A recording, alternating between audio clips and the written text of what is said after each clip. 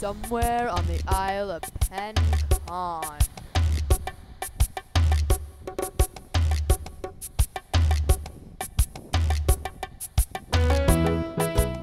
Boomer, first of all, happy 50th birthday from Pan. Pan of PanCon. For those of you who don't know, Boomer and I put together a small film group back in the late 1970s called PanCon. We were also known as the Not Ready for School Time Players. Over the course of several years, we made several films, including the epic Yes, I'm a Possum. Not too long ago, Boomer put together a small video segment that summarized the work that PanCon did. I'd like to take just a little bit of time to go back in time to see that video so that you all can understand where the foundation of Boomer's success came from with the work that he did with PanCon. Let's take a look.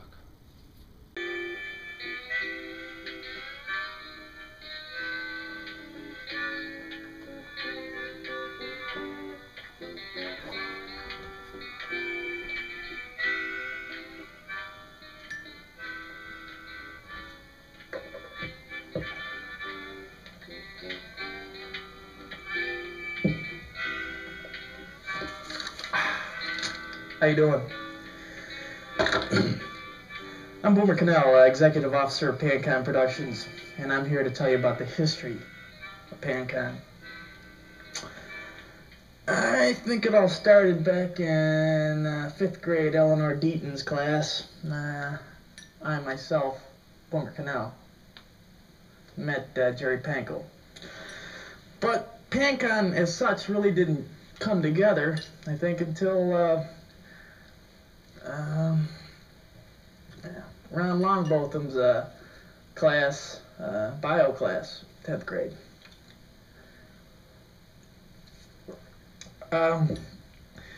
Who exactly made up PanCon? Well, there were many, but there were a few regulars. There was, of course, me, Boomer Cannell. And then there was Jerry Panko, Mike Milne, Mark Jekyll, Jim Reynolds, Randy Bretson Kahili, Mike Warner, Joe Snyder sometimes, Dustin Hoffman, and me, Boomer Cannell. And there was a few other extras. There's Todd Reynolds, and oh, don't let me forget that famous PanCon character actor, Dave Klotz. Let's see.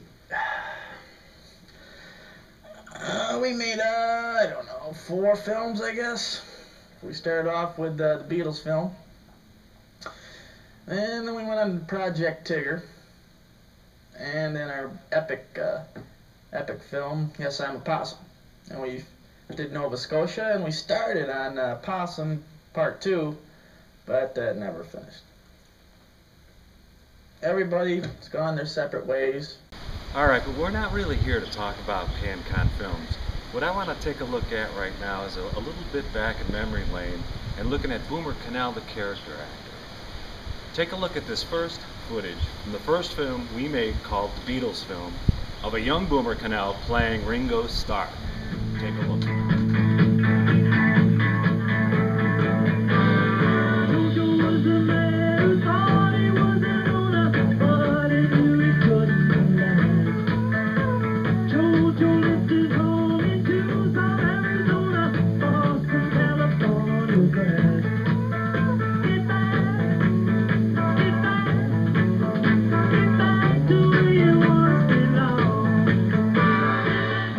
Not too shabby, eh? Did you catch the work he did on the hi-hats there? Now take a look at this next scene where Boomer plays a bass player. And look closely at the clothing he's wearing, because that style of clothing that Boomer wore as that bass player probably was cutting edge for a good 10 years. Take a look. Local rock group taking the city by rage. 1, 2, 3, 4.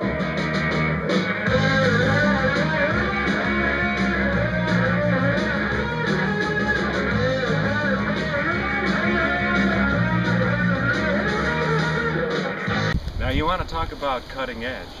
let's watch Boomer play keyboards.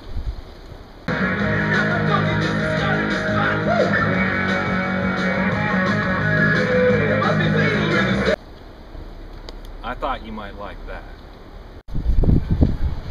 Of course, over the years with PanCon, we had a few bumps in the road. Probably the first bump that we experienced was when Portville High School had a gong show and Boomer and I hosted the show. Well, at the very end of it, we decided to perform our hit single, Yes, I'm a Possum, live. Well, we were so loud that we blew the fuses in the auditorium and drove half the people out. I think at the time that Boomer and I were a little bit embarrassed about that, but now when I look back at that, I think that was true rock and roll.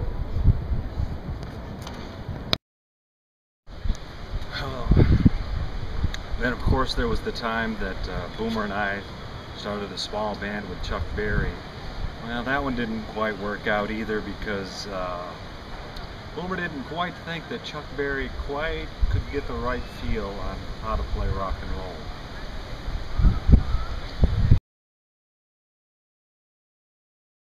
Well, then we did have some issues with the tabloids.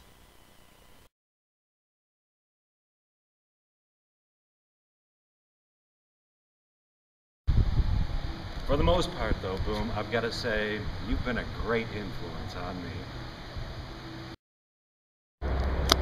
One of the things I'm most proud of though, Boomer, is that I think for not only myself, but I think for everybody in PanCon, it's given us worldwide respect. Hey kid, couldn't you see I'm doing an interview here? Hey punk, don't you know we're doing an important interview? Kiss my asshole, man. Must be a Jekyll boy. Necesito un cuaderno. ¿Dónde estás mis cosas?